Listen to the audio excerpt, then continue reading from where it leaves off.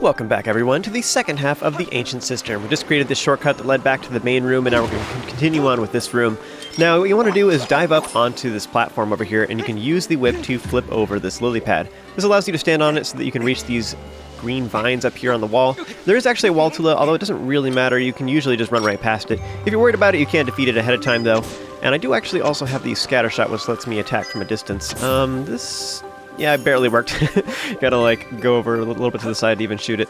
Anyways, continuing onwards, you can also use the slingshot on enemies like this. Quadrababa is super nice, and that is actually one of the best ways to take care of them, like, if you're struggling with it at all. I think you can actually even stun them and then with it, and then go around behind and use a spin attack to cut their stem. The shield bash is definitely easier to slice their stem with if you use that instead, but yeah, shield bash or the slingshot is the easiest ways to take care of them, in my opinion. After he's been defeated, you want to run forward and then jump down onto the lily pad, which will flip it over, and allows us to access the hole underneath. There's a red rupee in the middle, and I thought it was just up above, so I think I just, like, swam past it, but apparently I think it fell down is what happened in this video. I've actually never seen that before, but anyways, that's apparently where it went to. Now, the trick for getting through here is actually just to take it kind of slow, in particular if you're playing in hero mode, because you use significantly more air to spin dash in particular. So you can spin into these guys, and this will actually defeat them if they bump into each other. And when they die, they actually release an air bubble, and if you can get it fast enough, you can replenish your air that way. So if you just take it slow and just don't, like, risk it too fast or whatever, then you should be able to get through here pretty easily. But otherwise, an air potion might be handy for this portion. Because it can be kind of risky if you're trying to sneak past these guys and dash forward, you might actually run out of air. Up ahead there is a Dekobaba, which you can release using the beetle as well. And then to the right there is a turnkey. Go ahead and activate that using the whip. And I'm not sure actually what happens if you go back the other way, if you can go up through that water, if you swim into it underwater, if it just pushes you out of the way. I never thought to try that before, but anyways, instead you can just jump off the ledge here and then continue on to the opposite side of the room. And I think you can actually, if you aim just right, you can just hop out of the water and grab onto the vines directly, but it is fairly tricky to do so.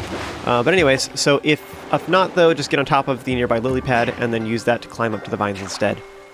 So you can climb all the way around. You might have to defeat the Dekobaba if you didn't take care of it earlier, and then, or Quadrababa rather, and then use the whip to flip the lily pad once again instead of jumping to it, and this will allow us to jump across to the opposite side.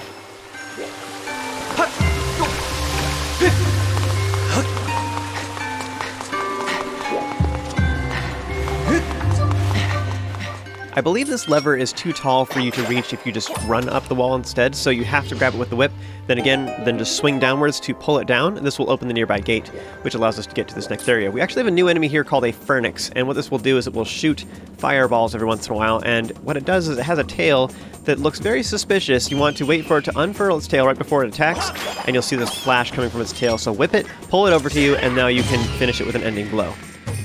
I'm actually not super sure on other methods of dealing with them. I never really thought to, like, stun them with a slingshot or anything, so I'm not sure if that works, or just to keep them preoccupied for a little bit. But anyways, continuing onwards, you can just hop off to the left, and there is a chest down here containing 20 rupees, I think. So you can grab that if you like, then continue on upwards. There is several of these Waltulas, and if you have the upgraded scatter shot, that makes this a little bit easier, but the scatter shot's pretty cool.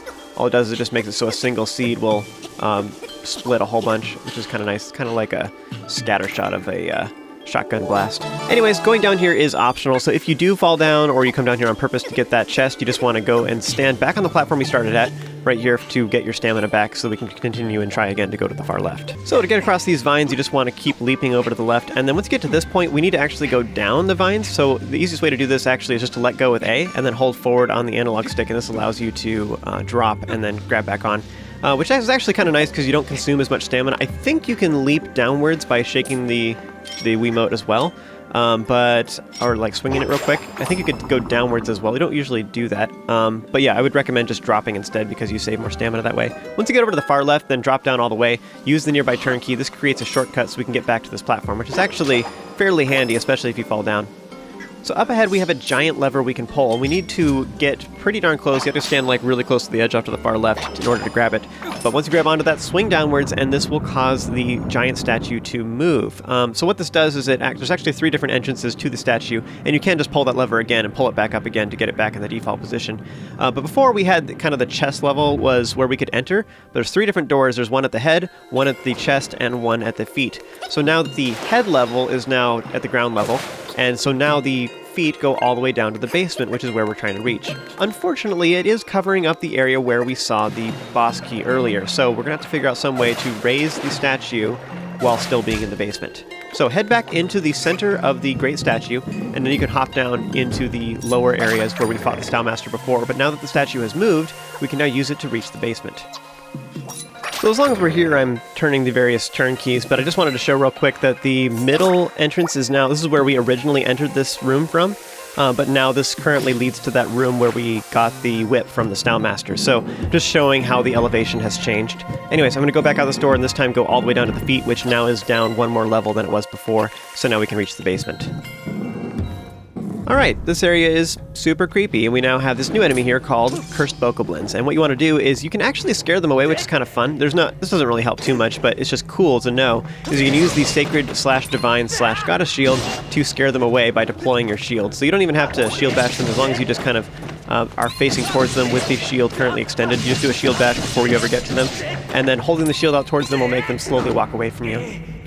So if they get too close, Cursed Bokoblins will grab onto you and start nibbling on your face, just like Redeads, honestly, in a lot of other Zelda games. But these guys are kind of a pain. They have a lot of health, honestly. You can keep smacking them. They do eventually die with regular sword attacks, but it takes a very long time. You're usually better off using Fatal Blows if you can. So knock them to the ground with several attacks, and then use a Fatal Blow on them. And actually, the other best method of dealing with them is to use bombs. I think bombs will even kill them instantly. For the most part, though, there isn't any particular reason to be killing Cursed Bokoblins, though, so I'm just going to run past most of them. Although, as a side comment, Cursed Bokoblins, I believe, are the only enemies in the game that actually drop evil crystals, which is a rare treasure. So this is the best place to get them in the game. And there's a particular room later that we'll get to that is like the best place to farm for evil crystals, and I'll explain once we get to that point. So up ahead, you can actually, as soon as you come out of the statue, go along the left side. This eventually leads to a path where you'll find a bunch of blessed butterflies. You can go ahead and use a Skyward Strike to create a goddess wall, and then you can draw whatever shape you want. Now in my case, I don't need anything in particular, so I'm going to go ahead and draw rubies. Up ahead a little bit, we have a waterfall, or I guess it's not water because it hurts us, it's poison or something, so it's a poison fall? Like, that's a scary thought. Anyways, you get to the poison fall, and there is a tablet off to the side that says that if you hit the gemstone that is in the eye, then it will shut the mouth and dam the flow. So, you don't actually, I was confused a little bit here, and went ahead and grabbed a bomb. I didn't have to do that, but that's a little bit excessive. But anyways, take this out, and outside of this little area, there's actually a kind of like a demon face thing out of stone. So you want to fly into one of the eyes and smack the crystal switch that's inside. This will stop the waterfall, or poison fall, I guess, which will allow us to access the bomb flower a little bit easier.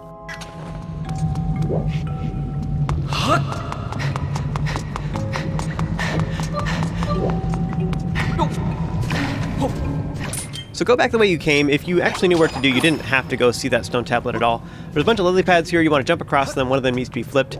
And like I say, if you knew that this was where you needed to go, you didn't actually have to go in there and see the stone tablet at all. Although there's the goddess wall in there, though, too, so you can get the goodies there. So to proceed, we have to blow up the rocks up ahead. And there's actually two different ways to do this. You can use the bomb flower, which is the easier method. And how I recommend you do this is use the beetle and go through the right path and then circle around to grab the bomb flower. This is particularly easier if you have the quick beetle to speed it up a little bit, but also the tough beetle upgrade, which I have, makes it go a little bit further. So you can go across here. If your beetle is not flying very well, you might have to recalibrate your controller by slashing several times. Now, alternatively, instead of grabbing a bomb flower, you can also just place a regular bomb and quickly pick it up with the beetle and then launch it over there. It's a little bit trickier. You have to like point the beetle a little bit down and pick up the bomb flower you just set on the ground and then fly it over. And it probably will blow up before it even reaches the rocks. However, the explosion radius is still probably close enough that you will blow it up. So you can do that too. That is actually significantly faster. It's just trickier. I didn't actually show that in this recording, but it is a trick to get through this very fast.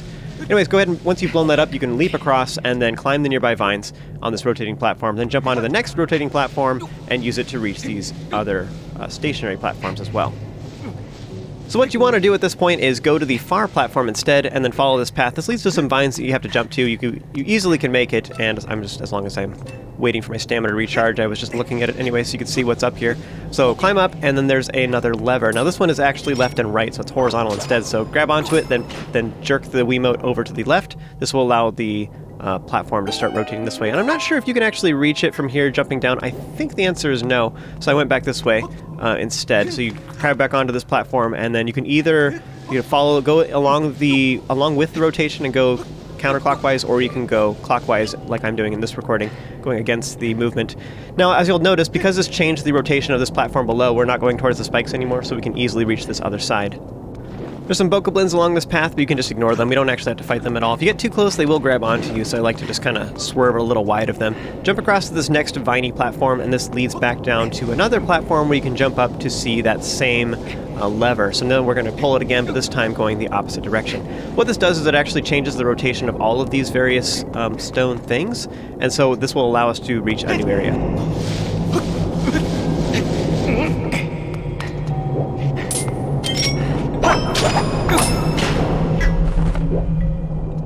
So once again, you hop back down, and now that this platform is rotating clockwise instead, or counterclockwise, rather, so now we can climb up this thing, and you want to climb really high because there's an upper platform we're trying to reach. So just wait for it to rotate all the way around, and then drop down onto this platform instead. I think this puzzle's kind of neat. You're just like using the same mechanic but going different directions. I like it. Up ahead we have some fire keys. Kind of interesting because there is actually dark keys later on that are like cursed evil variety of them as well. We don't have them in this dungeon, which is actually kind of interesting. Those ones actually will curse you, though. Ironically enough, cursed bokoblins don't curse you. The curse status effect is only by other enemies later in the game. In the next room, you'll see a rope in the middle of the room amongst this pile of bones. You want to actually just go off to the left and ignore that for now, and there's actually a turn key that will create a nearby waterfall, or wider geyser thing, that creates a shortcut back to this area. So it's very important that you do that, because if you fall down or you mess up the order of the upcoming puzzle, then this could be really annoying otherwise. So just make sure you create that shortcut. You can also gather the rupees in the nearby eyes of the rock formation if you like as well. Anyway, go back to the scenic bone pile and then start climbing up the rope, and you should be able to just keep climbing, and after a little bit then cursed bokoblin will appear and start climbing after you. Now these guys will grab onto you, trying to pull you down. You just gotta shake your controllers to make them fall off, and then just keep climbing again. You should have way more than enough stamina to do this, so it's not a big deal at all. Now, a fun note about this, though, is that these cursed bokoblins will continually reappear, so this is actually the best place in the game to get dark crystals. So you can actually drop down, and then use bombs in particular is really good for them because it kills a whole bunch of them at once in one shot. So if you lay down bombs and like lure them into it and use your shield to make them walk away from you or whatever, because they're scared of your divine shield, you can actually just make them stay in place and kill them repeatedly and just farm evil crystals for a while. Once you finally climb up to the very top, though, you will see a stone tablet that says that if you can raise the statue, then you should go back down the rope that you just came up. So this is a very direct hint on what to do. You want to pull the nearby lever. This creates a bridge back to where the lever was that we pulled earlier that lowered the statue. So raise the statue just like the tablet told us to by flicking it with the whip and then swinging upwards to pull it. And I think my controller was uncalibrated is what I was doing right there. I was fixing it. Anyways, swing upwards. This will lift the statue so that the feet of the statue are no longer in the basement. Now, before we had to have the statue down so we could reach the basement, but now that we have access to this rope, we can get down this way. So, raising the statue will allow us to reach the area where the boss key was. So here I was confused, and I thought for some reason I needed to go back into the statue, so I jumped into the water and then realized immediately it was a huge mistake. But I did create this shortcut earlier with this water geyser, so I'm going to just swim over here and use the water geyser to get back up here. But anyways, once you have raised the statue, you want to go ahead and go back down into that hole where we just climbed out of with the rope. This whole situation's like a little bit weird, or like, I don't know, the purpose of that tablet is just to guide you in the right direction and give you some tips, but it is a little strange. Like, the very fact that there's a stone tablet there at all is like implying that they knew we would do this weird order of events, you know? Or like, just as a lore standpoint, it's weird that it's even there. Anyways, I'm going to continue on back this way. I created that shortcut with that little air geyser earlier, but now that we don't have the statue here anymore, we can now finally reach this area just underneath it where there is a large chest containing the boss key.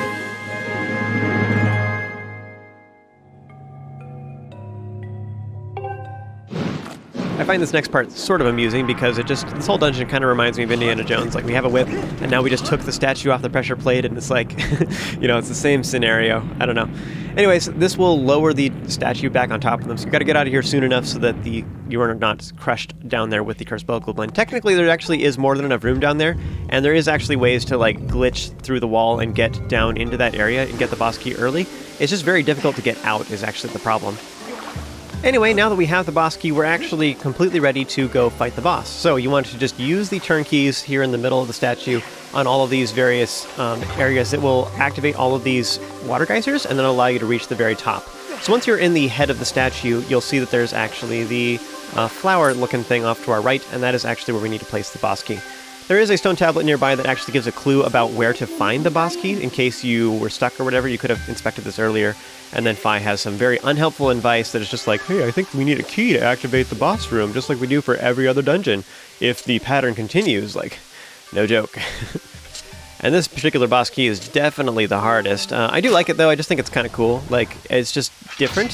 So it makes me happy that it's just like, I don't know. It's just a different shape, I guess, compared to the other ones and stuff. Like, and it's like pretty and different colors and stuff like that.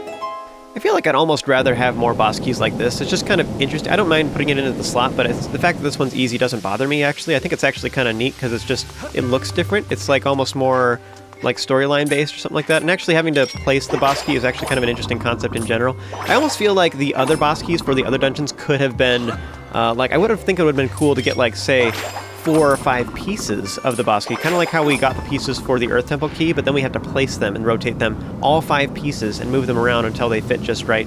Would have been kind of cool, I think. Anyways, once you have placed the boss key, this will open up the top of the head, and you want to pull all these various turn keys. This will actually raise the statue up to the very highest level, which will actually make the entrance that normally was the feet be at the mid-level at the entrance of the dungeon. This allows us to access this final little prep area right before the boss, so be sure to grab the nearby treasure and then any hearts you want to fill up on, and then make your way up the stairs to confront the boss. And also just make sure you're filled with all of your bottles with whatever you want. Honestly, the only other thing that could potentially be super helpful at this point is actually having bombs. That kind of depends on what you want to do, though. There is a trick to actually skip through part of the boss if you have bombs.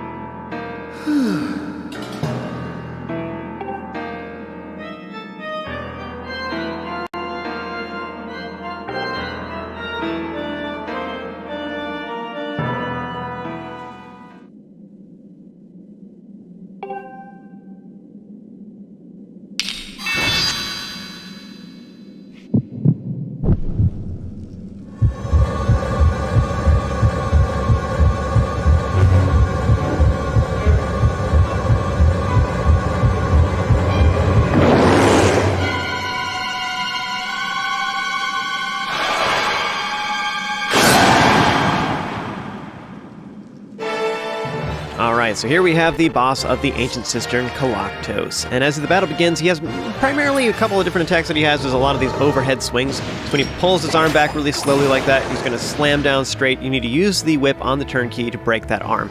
So just each time he does this, then dive off to the side. Ideally, you can use a side jump with Z and A, and then grab the turn key to break that arm.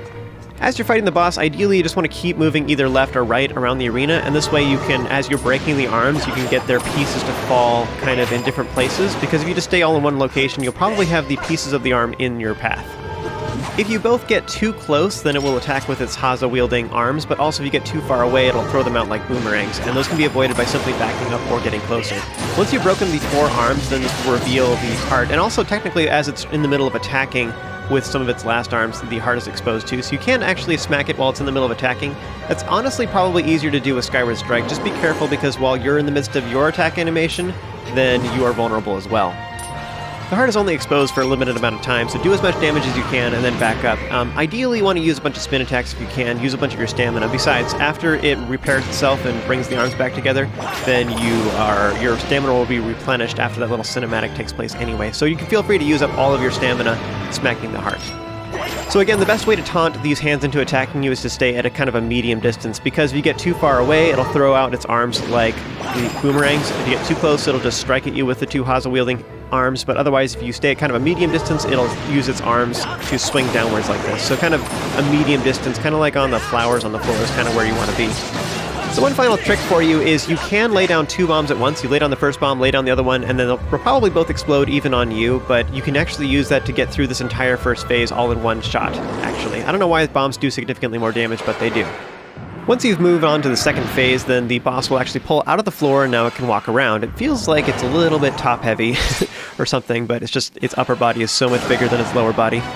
For the second phase, you just want to wait for the boss to use an overhead attack as well, and this will make 3 hands pull out at once. Now here I actually did get hit by those hands. The thing is that I was using a backflip. Backflips in Skyward Sword are ridiculously overpowered. They actually make you totally invulnerable for just a split second. So if you time them well, you can actually avoid a lot of damage. It's significantly more effective than these side jumps or just running away. So generally speaking, backflips are just really, really powerful. Once you've destroyed a single arm, this will drop a sword. Quickly pick it up with A and then run forward, and you can slash the boss's legs out from under it and then smash open the cage that is containing the heart, and then just do as much damage as you can. Even though the boss tries to attack you during this entire process, then your attacks will actually interrupt its animations and you're safe. One of the other main attacks that the boss will use is just this quick flurry of attacks. Just run away and just keep your distance. You can actually lure it into destroying the pillars to make hearts appear, but don't actually run forward and get the hearts until you're sure the boss is kind of done, like, winding down from his attack. Koloktos will occasionally summon cursed bokoblins as well, and you can taunt it into attacking those just like we did lure it towards the pillars, but otherwise, if you want to take care of them quick, the best way is actually just to use bombs.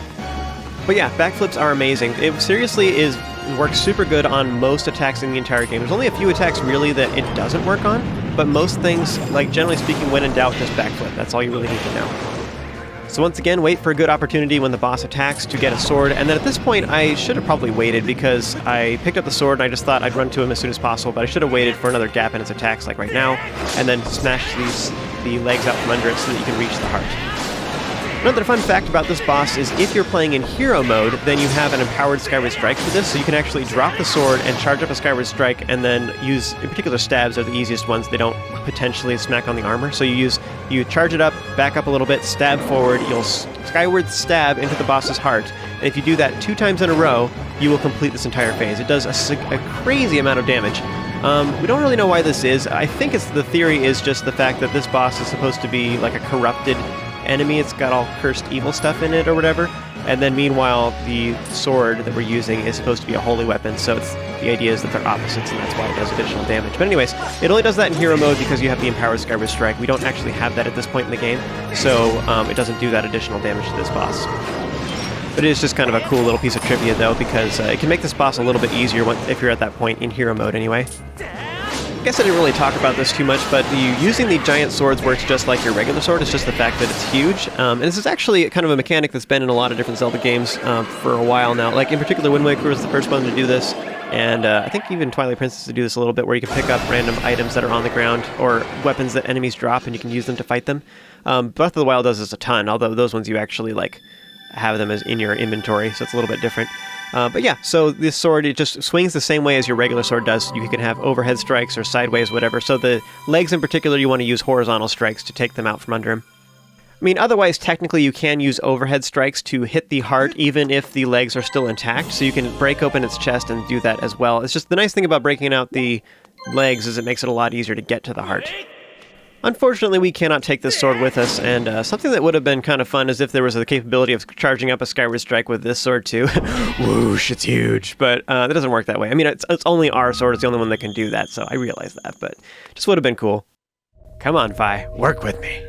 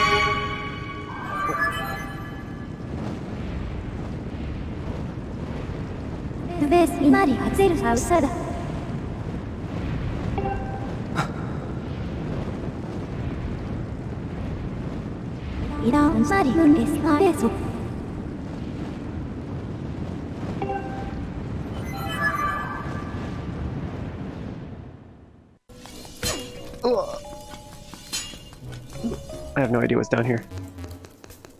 Oh, that's right. This is in case. Oh, that's so cool. Look at those skeletons hanging. They were in the original too, but these ones actually swing back and forth.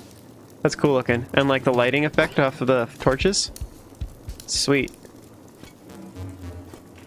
Oh, that is kind of weird that they're like so shiny. Did somebody polish those skeletons? Somebody has way too much time on their hands. Like, we're gonna make sure this dungeon is nice for the hero.